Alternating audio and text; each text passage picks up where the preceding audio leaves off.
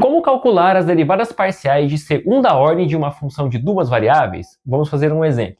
Calcule as derivadas parciais de segunda ordem da função f de xy igual a xy ao quadrado mais y cosseno de x. Não tem como calcular as derivadas de segunda ordem diretamente, a gente precisa calcular as de primeira ordem.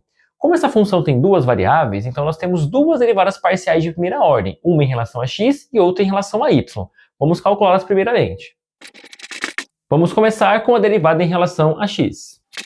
Para a derivada em relação a x, a gente precisa considerar x como variável e y como constante, e derivar simplesmente em x. Aqui vai dar y ao quadrado, y constante, deriva o cosseno, é menos seno, então nós temos essa função como a derivada parcial em relação a x. Vamos fazer agora a derivada parcial em relação a y. E aqui a gente faz o contrário, a gente olha para y como a única variável e considera x constante.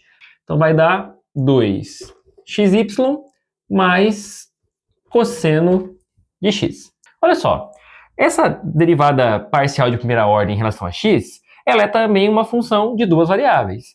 A derivada parcial em relação a y de primeira ordem também é uma função de duas variáveis. Então nós conseguimos pegar essa função e derivar essa aqui em relação a x e a y. E essa aqui nós conseguimos derivar também em relação a x e a y. E essas derivadas é que são as derivadas parciais de segunda ordem. Então vamos lá, vamos fazer isso aqui. Derivar essa função em relação a x novamente. Então nós vamos ter fx, certo? Beleza. Y constante, x variável. Então aqui vai dar 0, certo?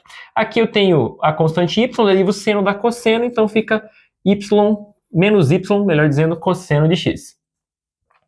Vamos derivar aqui em relação a y agora. Vou colocar aqui na frente. fxy, né? A derivada em relação a y da derivada em relação a x. Igual. Então deriva isso aqui em relação a y agora. Vai dar 2y. E aqui vai dar... Esse seno de x vai ser constante, certo? Então nós temos menos seno de x aqui. Beleza. Agora vamos pegar essa função e derivar ela em relação a x. Vai ficar fyx, né? A derivada em relação a x da derivada em relação a y. Deriva isso em relação a x. Vai dar 2y, derivada do cosseno menos seno, né? Que ali é uma função em x. Beleza. Agora a gente tem fyy. Derivar essa função em relação a y. Vai dar aqui 2x.